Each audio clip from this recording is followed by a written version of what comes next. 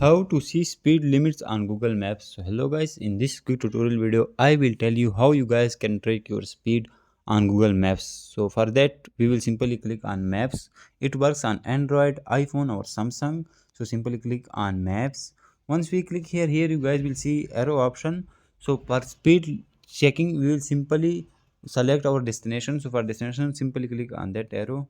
Now I will simply start location. You guys can choose on map or your location. So I will simply click on your location.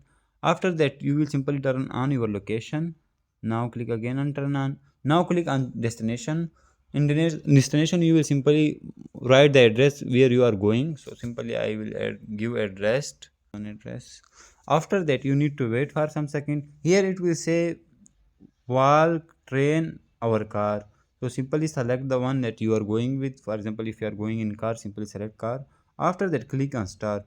So once we click on start, here you guys will see kilometer per hour on left side.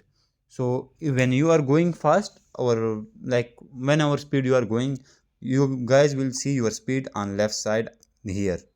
So that's how you guys can track your speed. Thanks for watching.